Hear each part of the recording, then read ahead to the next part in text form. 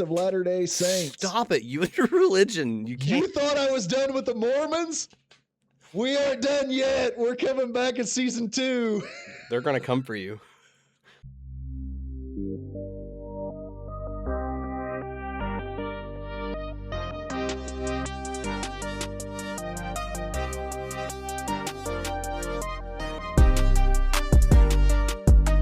No. All right. Hello, rabbits. Welcome back to season 2 of Rabbit Hole Roulette. This is episode 3. Again, I am, of course, Matty P alongside Tony O, who just refuses to quit my show. I won't quit you, Matty P. You won't quit me. I wish I could quit you. Oh, Jesus. All right. Episode 3. Let's see what topic we have. Let me go ahead and share this with my boy so he can see it. You guys, of course, will see it on the screen. All right. Topics that we have left. Forced Love Doesn't Stay. The World Hide and Go Seek Championships. Full Moon Over Hollywood. Oops, that became iconic.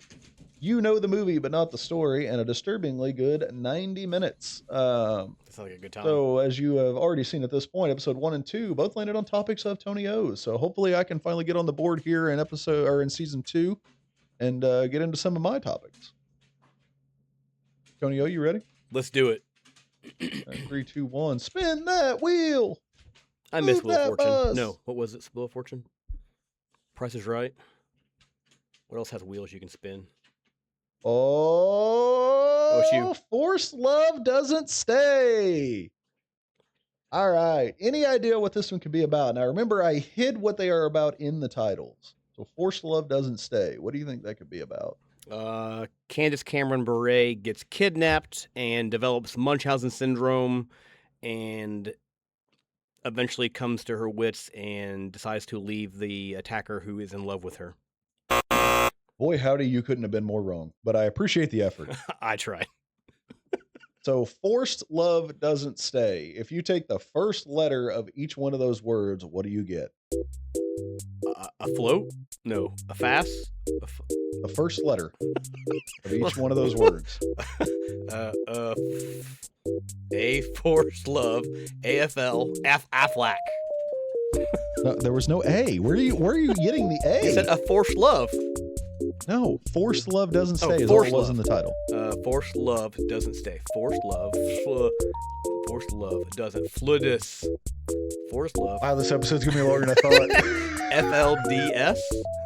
FLDS! What is We this? Floodlights? Are you We're missing talking vowels? about the Fundamentalist Church of Jesus Christ of Latter-day Saints. Stop it. You and your religion. You can't. You thought I was done with the Mormons?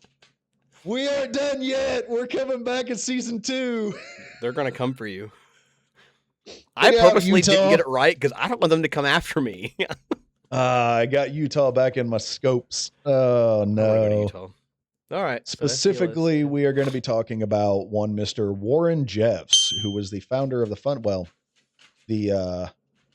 Messiah, the prophet Oh, of Messiah. the Fundamentalist Church of Jesus Christ of Latter-day Saints. Okay. So they are a radical, secretive religious sect that practices polygamy, which is where he got in trouble. It is a split from the mainstream LDS church. Okay.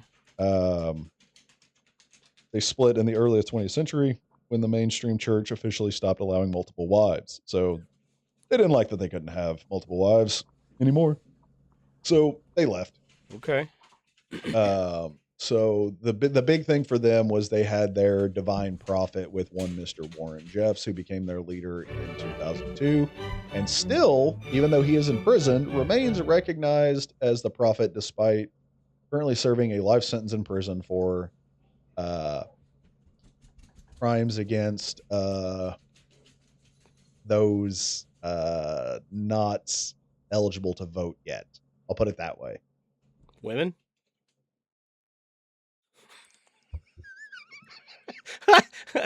I'm so confused. You're so cryptic today. Okay, got it. YouTube doesn't like certain things in videos, so I had to figure that out. They do have strict rules where members are first to follow intense lifestyle restrictions. Women wear long one-piece dresses and do not cut their hair. Items like television, toys, pets, and holidays are largely banned in the religion. Have a pet.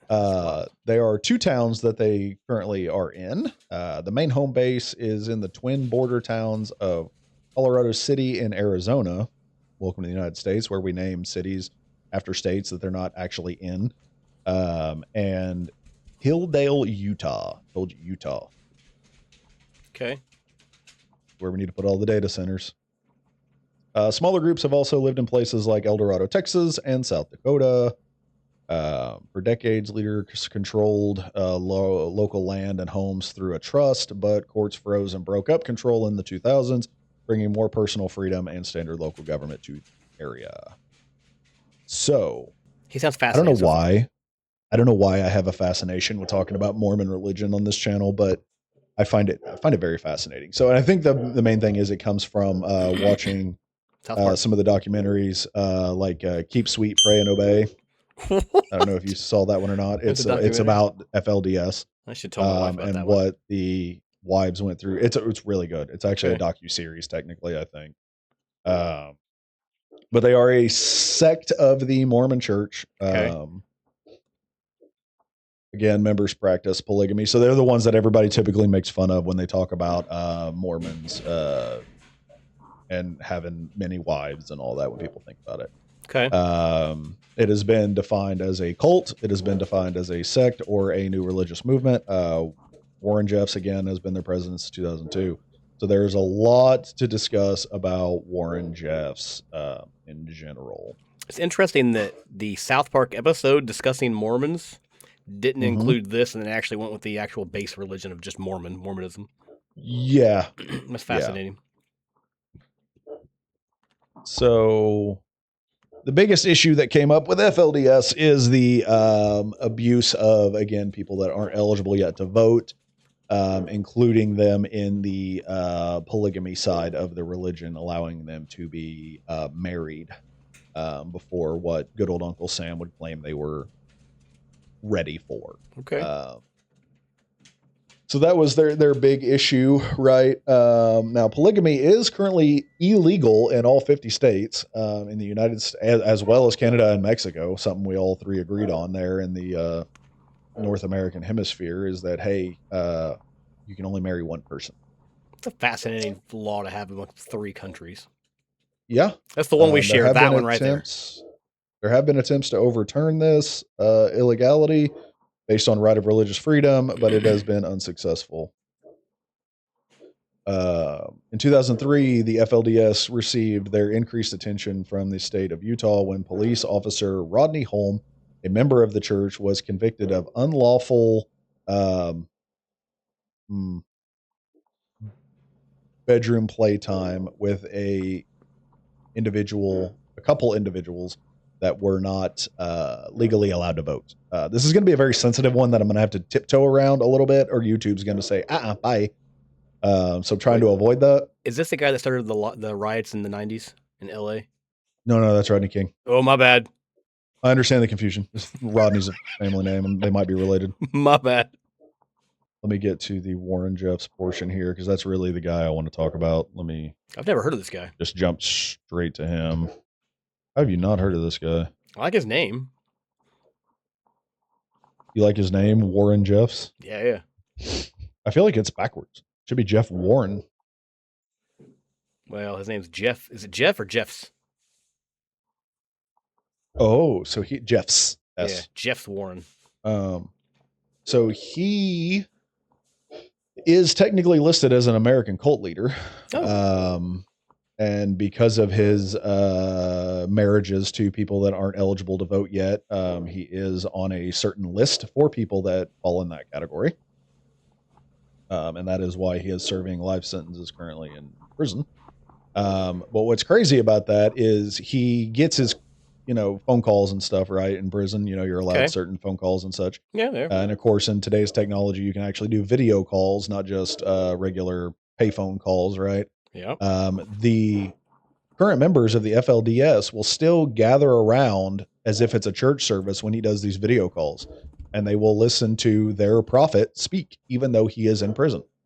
and he has gone in to say that, you know, the devil is working against him, and, you know, that's why he's in prison, and it's, you know, this is God's test for him being in prison, and that's why he's there, and he is still the prophet, still God's chosen, but he is going through his trials, basically, right? Like some other biblical figure. This guy's, he's something, right? He's right up there with your Koresh, right? And him and Koresh basically did the same thing, right? As far as the government's concerned, of multiple marriages, which is illegal, and then multiple marriages with people that are ineligible to vote, Okay. based on their year of birth. So that is Keep finding big new ways to thing talk about that. That's pretty good. there. Yeah, I'm really trying to tiptoe around this bush. In 2006, he was placed on the FBI's 10 most wanted list for his flight from the charges that he had arranged illegal, ineligible to vote marriages between his adult male followers and unable to vote females in Utah. In 2007, they charged him with 8 additional counts in 2 separate cases, including Lannister love, is what I'll call it, and back to your previous episode reference with the Lannisters and their brother-sister connection, as well as bedroom playtime with people that are ineligible to vote. So just a bad dude all the way around. Are you looking at a photo of this guy? Have you seen this guy? Yeah, goofy looking. He looks like he should be an accountant. Look at this guy. This guy is this guy's goofy as shit. Oh, 100%. I'm going to put a picture of him up there. He looks like what would happen if Bill Nye got into religion instead of science. Like, he looks like the kind of guy that I want to fight his whole family.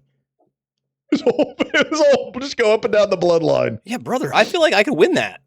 Look at this dude. Oh, 100%. Okay, all right. I think he is a little bit on the taller side potentially, but I could be wrong. He is currently in Texas, life imprisonment with the possibility of parole after 27 years. However, in Utah, he has life imprisonment with the possibility of parole after 10 years, which was overturned.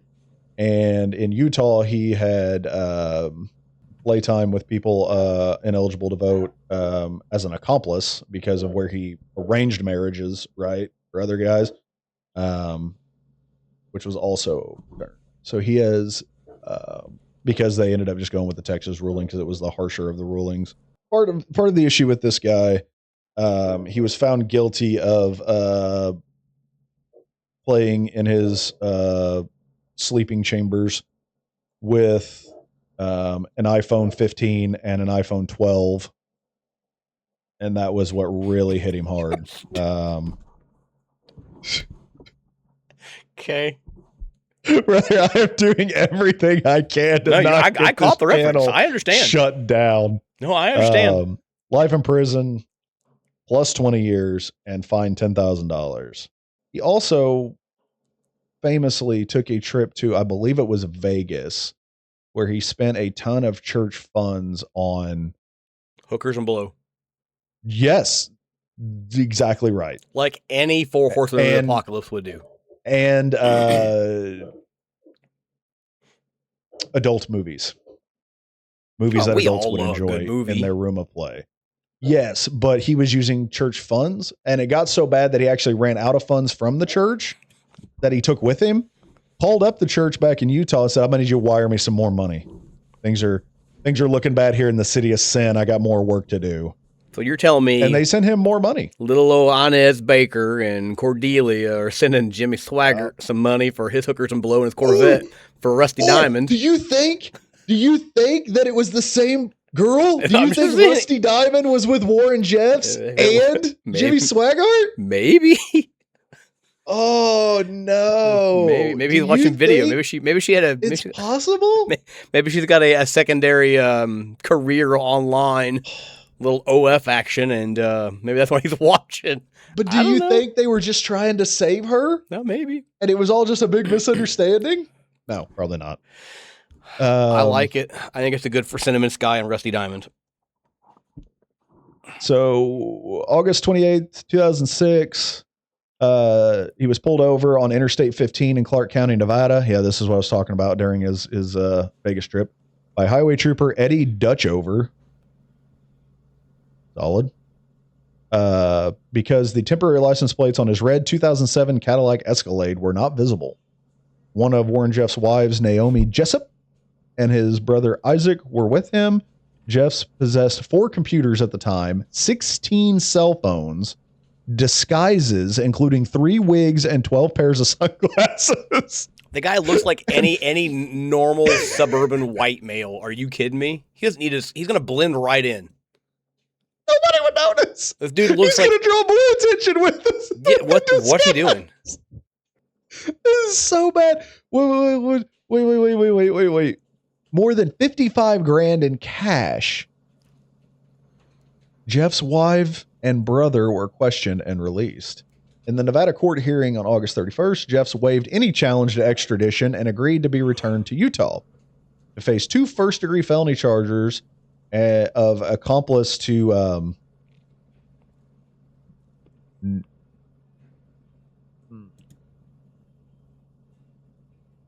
grapes. Yep. Gotcha. Yeah.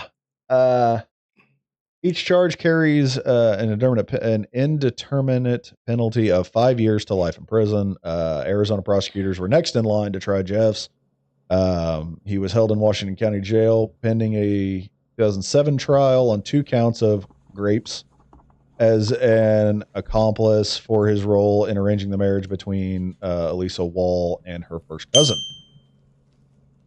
Jeffs was believed to be leading his group from jail, and a Utah State Board has expressed dissatisfaction in dealing with Hilldale police, believing that many members of the force had ties to Jeff and thus did not cooperate.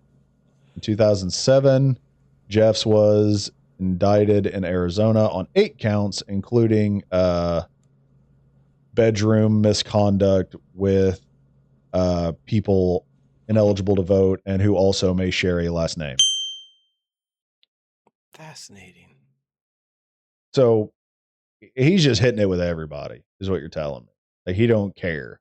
So Warren Jeffs. So specifically, his name was Warren Steed Jeffs. Warren Steed? Steed is his middle name. Specifically, when his dad Rulon died. Rulon was his dad.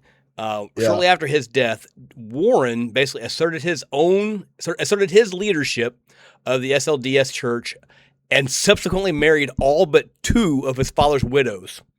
Yes, so he took all of his stepmothers in as his own wives. Yes! Well, this is so wild. Okay. Oh no, I'm stuck in the pulpit, stepmom.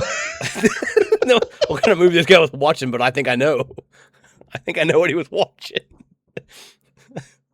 Imagine sitting there looking at your dad's wives and being like, one day. And that's what happened. 65 of them. He married 63 of them.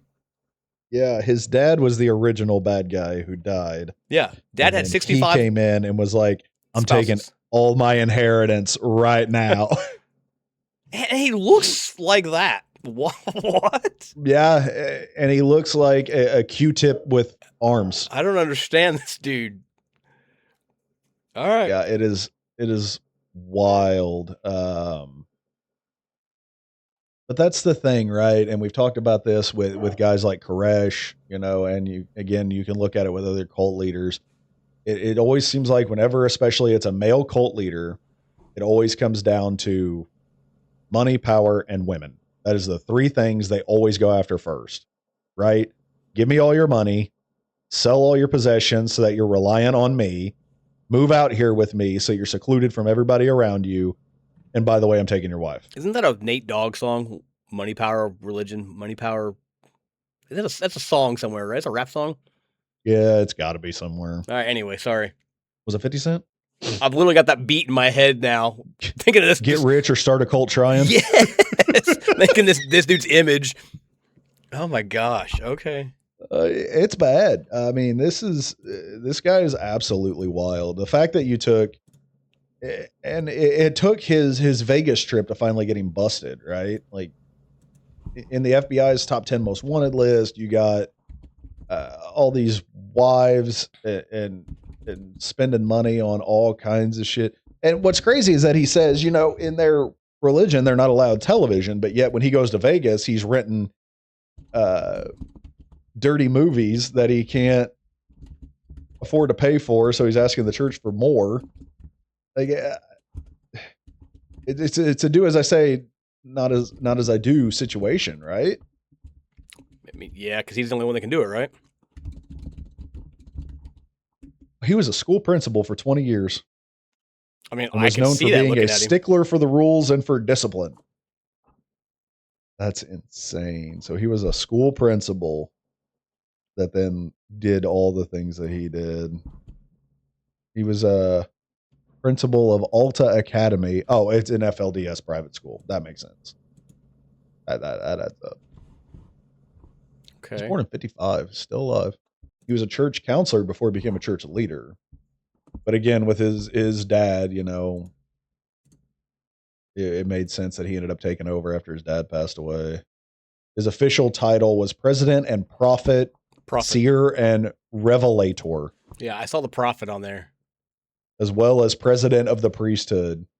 So he had these people convinced that he was a prophet, you know, similar to, you know, like your Matthew, Mark, Luke, John, you know, all from the Bible, that's who he was. Which is fascinating to me. The Revelator, which was one of his titles, was the head of the organization of all adult male church members who were deemed worthy to hold the priesthood, a tradition carried out in the Latter-day Saints movement. How are you deemed worthy? What are you going to do? Marry your Apparently stepmom? it ain't based off looks or physique. Yeah, are you willing to marry your stepmoms if your dad passes away? All 17 of them. It's just so I don't really want to dig a ton into this because they are, like I said, multiple docuseries and documentaries about the FLDS. A lot of people already know it. But my main topic of discussion that I wanted to get into with you, Mr. Tonio, is why do you think it is that every cult leader that we've gone over so far and every cult leader that we both just happen to know of out of pop culture all follow the exact same formula, right? You got to have, you know, you got to get them to give you all their money, get them to leave their family and friends, solitude, and then it always ends with, and all the women can only be with me. Charisma. Do you think? It's charisma. It's charisma. Charisma's the answer. I does this guy look like he's got a lot of charisma? But charisma I think if doesn't there have to be wasn't based the on religious looks. spin of this, he wouldn't have been able to pull it off. But I think convincing everybody he was a prophet. He's a master manipulator. Okay, that I could see. So but part I don't of see this guy being charismatic. And I would argue that part of charisma is, you know, getting people to do what you want them to do, and having them think they want to do it. They bought into it and they believe it because he said this is the word, and they're like, I believe you. Now, do you think, and I'm going to go psychological, these guys that are doing this, right? Like your Warren Jeffs or your David Koresh's, do you think that like growing up and going through school, they were not popular, that they didn't have a lot of girlfriends, you know, stuff like that?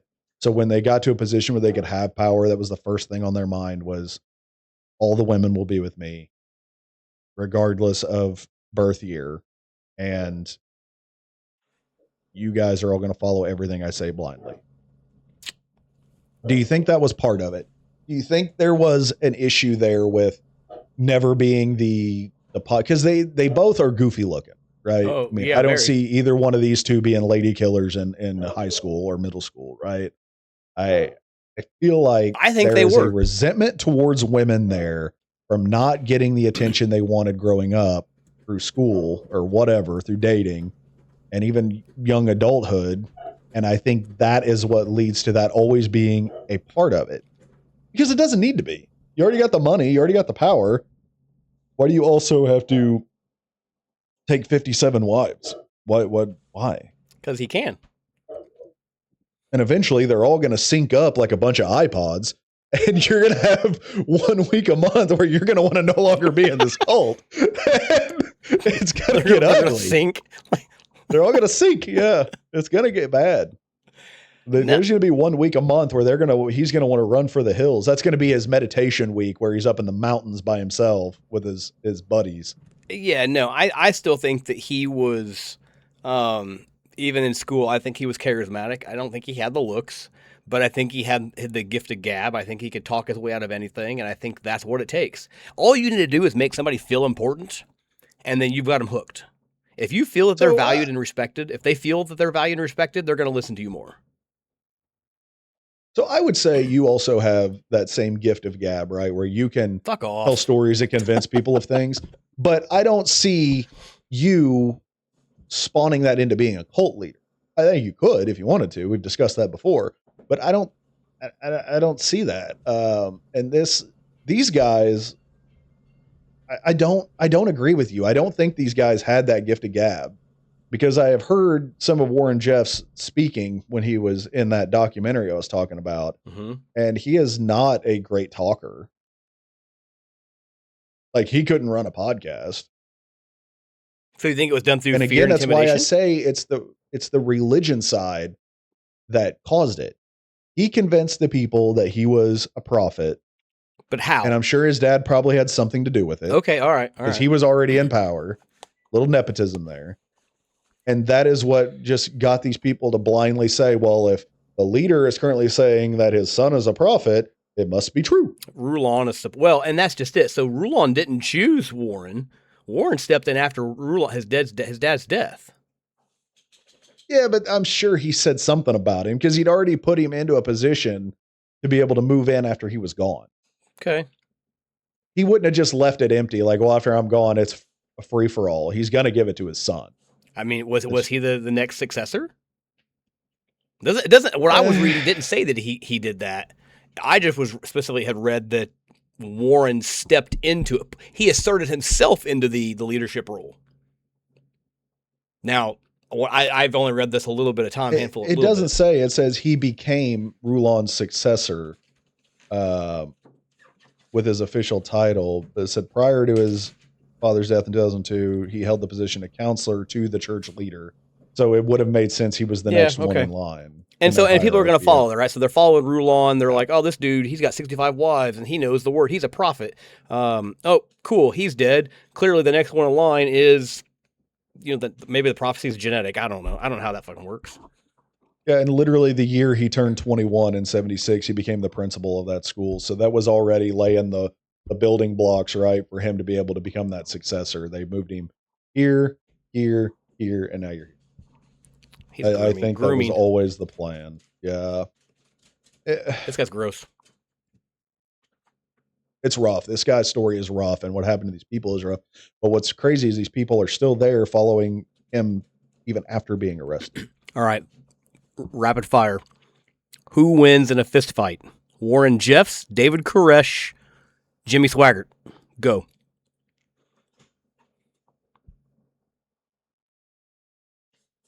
That's not rapid. I'm going to say Koresh.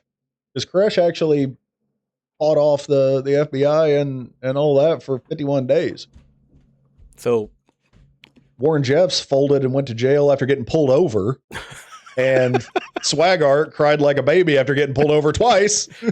So the real question is, what do these three have in common that allow them to lead like they do? Because like I said, they're not good looking.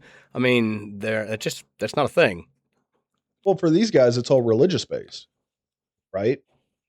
They put on the I'm doing this because God told me to, and people follow it blindly.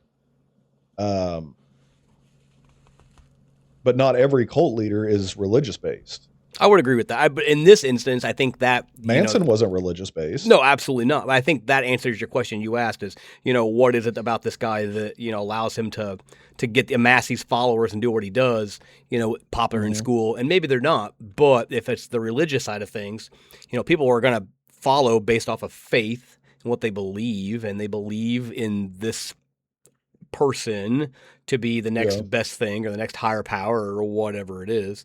And it's just, succession all the way down for each one of these guys, right? Because, Koresh was no Right. different. They followed, the guy before him for it split off, and they had the resurrection off or whatever it was, and they animated the body. And Koresh was like, I'm going to call the cops. Stomp the cemetery. I mean, so I think that's what it is what right I'm saying there. is I don't think these guys were necessarily gift of gab. Okay. Now, Swaggart, you could argue gift of gab because he was a pretty good pastor that everybody followed in the Pentecostal side. But I don't think Warren Jeffs, based on what I've heard of him actually talk, is the gift of gab. I think had he not had, and Koresh was so goofy looking, and he also was not a great talker. I don't think either one of those guys would have been able to form a cult without having the religious side to get people to blindly follow it.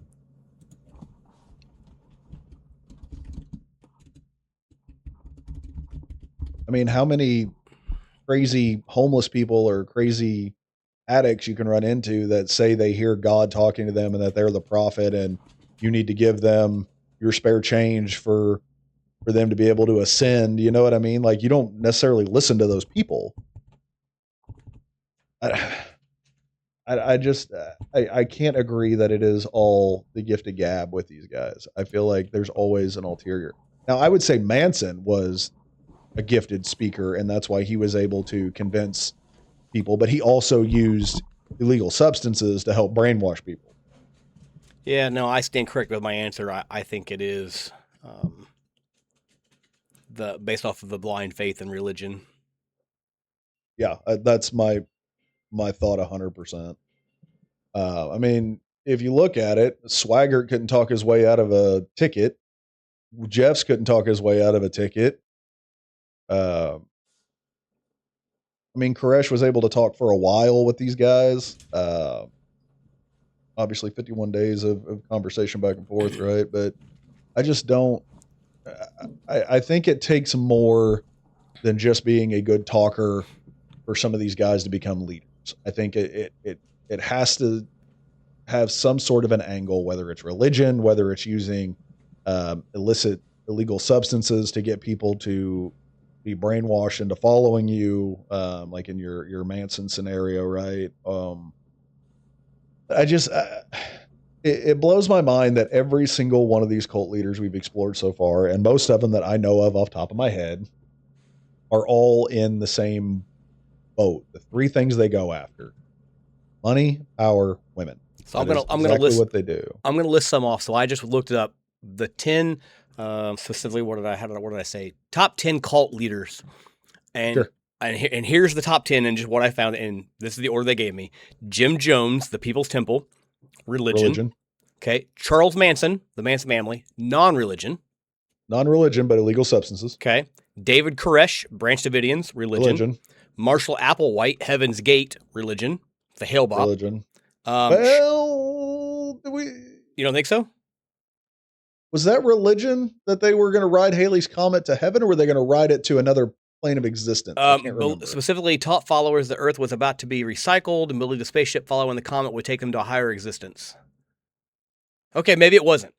I would argue maybe it wasn't. You could argue both on that. You could say that could be religion. Okay, so then there's Shoko Ashihara, the Ayom Shinriko, the Tokyo subway, the sarin attack, and whenever that was in '95. They used Buddhism, Hinduism, and apocalyptic predictions. Sun Myung Moon, the Unification Church, or known as the Moonies. Let's see. You've got L. Ron Hubbard, Scientology. Science fiction that he turned into religion.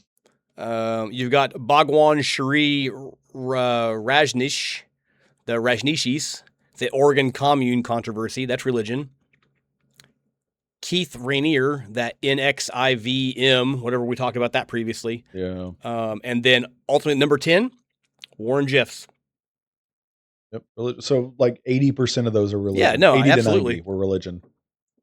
So the reason why I also named this, other than that it was catchy with the FLDS to call it Forced Love Doesn't Stay, is my point is that all of these cult leaders, none of they all go after, the multiple wives or the multiple lovers or whatever you want to call it. but it never stays. It all always ends in disaster. Every single one of those cults you listed off ended in disaster. Yeah. With the exception of Scientology, it's still going strong. But the rest all ended disaster, right? I mean, Jim Jones, drank the Kool-Aid, right? Everybody gone, people. Heaven's Gate, castration and drink the Kool-Aid, also a Kool-Aid. Now here's something to think about. Okay. When both of these cults were all drinking the Kool-Aid, do you think after a certain amount of time, the Kool-Aid man busted through the wall and went, "Oh yeah," and then looked at everybody laying there and went, "Oh no," probably backed out. Like, my bad. Oh yeah. Oh God, not again. I can't do it. He's the one that called 911. TSD setting in. I mean, it's just it's mind-boggling to me that these guys, and again, I feel like I'm onto something here, and I could be completely wrong. I don't think these guys were super popular as kids or as teenagers, whatever. I don't think they were necessarily lady killers. And then when they found their ability to find a way to convince people to blindly follow them, because Koresh didn't start the cult of the Davidians. Correct. He didn't. He took it over. Warren Jeffs did not start the FLDS church. He took it over. Correct.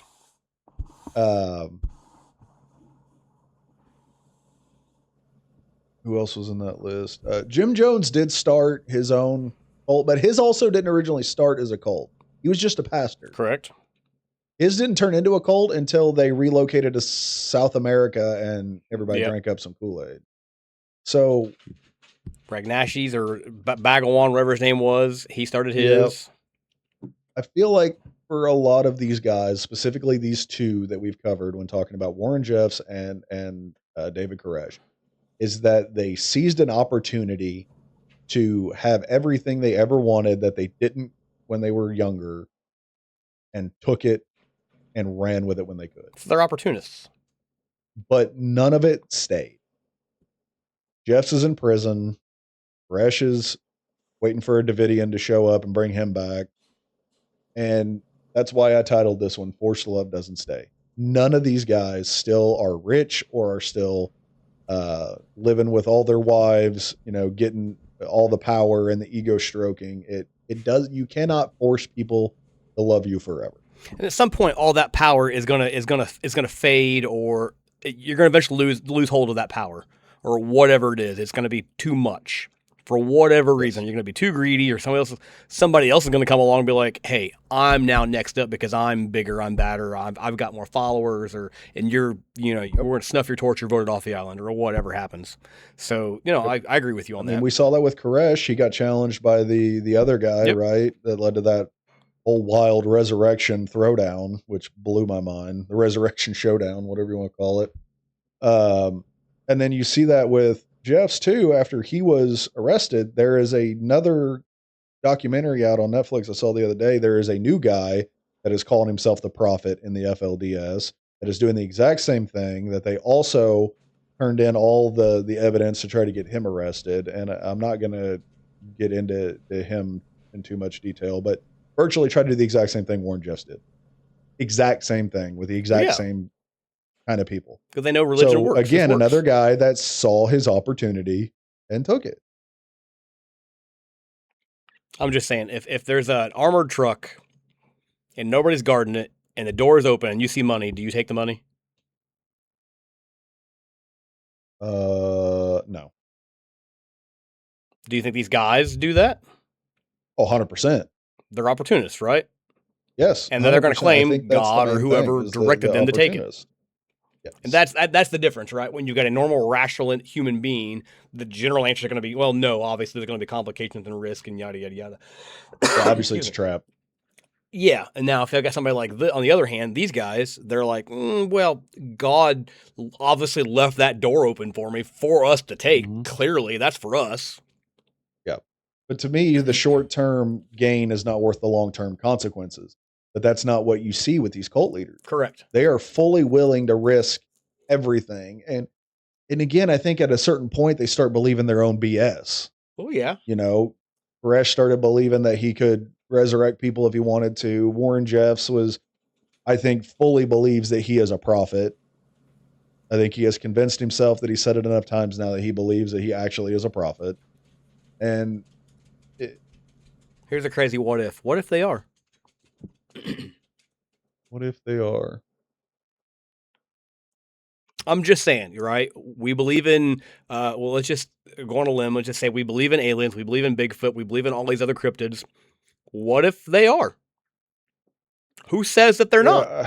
Who says they can't be? And that's the tough thing about religion. And this is why people will blindly follow this. Correct. Is that, how do we know these people back in the day weren't saying the same thing about John the Baptist, Correct. about saying Correct. the same thing about Matthew, about Mark, about Paul? You can make that argument, but this is where it gets dangerous and people start to believe it. This is where you have to rely on from the faith side, is that this stuff was written in the Bible, which was written by humans that were instructed by God on what to write. If that is what you believe. I know not everybody believes that, but if that is what you believe, and this is one version. General consensus. You said the Bible. That is the general consensus for those that believe in the Bible, Christianity, Catholicism, whatever. But that doesn't mean, and again, it goes back to my example of, the homeless guy or the addict on the street claiming that he needs your pocket change because God is speaking to him and he's a prophet. You can't just believe everybody says what they want to say, because people are inherently selfish, right? And they're going to use anything to their advantage to get what they need in that moment or what they want in that moment. How do we know that God's not testing that homeless guy? It's a test. See, now you're starting to sound like a Davidian. I'm playing devil's advocate. I want to agree to disagree potentially. What if? I think this is where you got to use a little common sense here, in my opinion. It'd be one thing if somebody came up to me and said, "Hey, God spoke to me and he told me that I needed to find you and tell you XYZ." I'd say, "Okay, sure." Now, if somebody comes up to me and says, "Hey, God spoke to me, told me I'm a prophet, said you need to sell your house, give me all the money that comes from it, move into my land where you're forced to live off me forever. And by the way, you're no longer allowed to be with your wife. She's my wife now." I'm going to say, "Okay, bye. You're crazy. And I'm going to call you faithless. Get off my property." So be it. And I think that's what you have when you have. That's the deal breaker. You have the divisions right there. It's exactly what it is. The people that don't. That's the thing. You've got the group that's like, well, clearly we're going to shun that guy. They're not true believers. Mm-hmm. And maybe that's also a thing, is people have that fear of being seen as non-believers by their church community that they're already a part of. Because this community, the FLDS and whatever it was before the FLDS split off of it. I think it was just Latter-day Saints? Yeah, it was just Latter-day Saints before it became the Fundamentalist church. Well, they're two different. They split, right? Mm-hmm. Kind of like Catholicism and Lutheranism. They split. Lack of alcohol. But for which one? They both like to drink. I don't know. I just know alcohol's involved for both. Yeah, both the Lutherans and Catholics both drink. I don't know follow religion, so I don't know. These guys don't. These guys don't. They don't. The LDS and FLDS, they do not. But the Mormon church in general is a smaller group, right? It's a smaller religion when compared to Christianity, Catholicism, sure. Hinduism, Buddhism, whatever. It's a little bit on the smaller side because it's a little on the newer side. Kind of like Scientology, right? Yeah. Smaller, but it's there.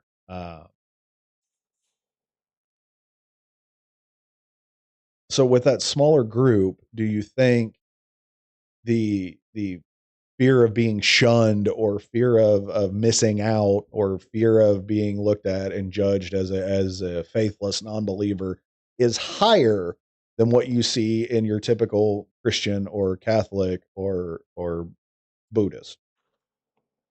I think they're the same. I don't agree. Yeah. Because I feel like with the more people, there's more people that have different opinions on what you read in the Bible or what you read in the Quran or whatever, right? I feel like in this church where it's these smaller groups in these smaller towns, it's like you got to keep up with the Joneses, right? You cannot let good movie.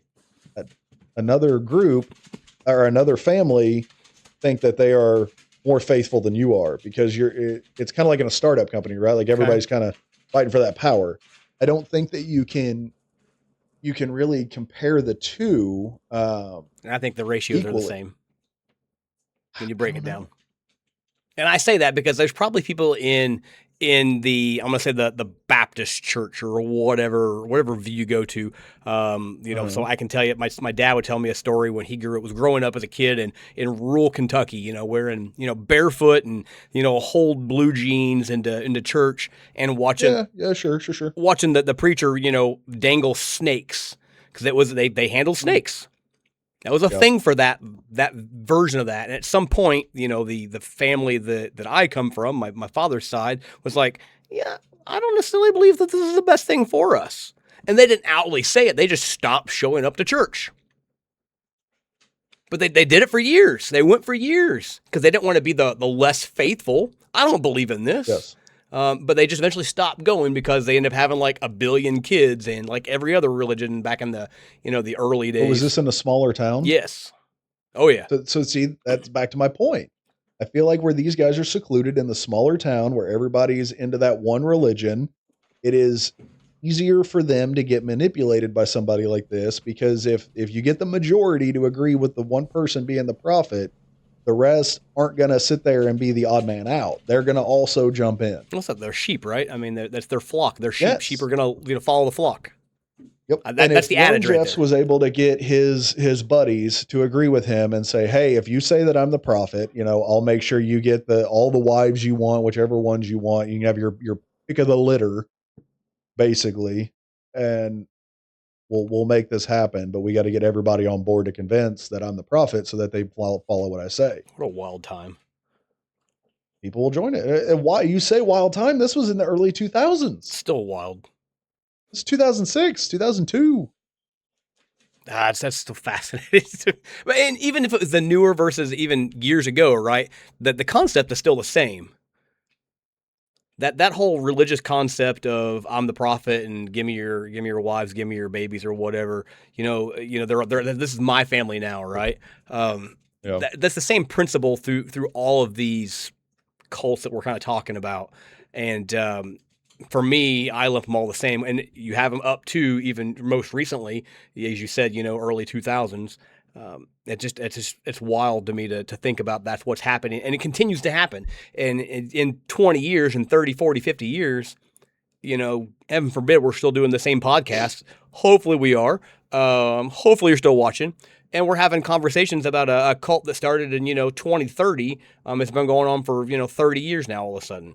Mm-hmm. I'm sure we're going to have that because they're going to be a dime a dozen. That's what's going to happen. Yep. Warren Steed Jeffs.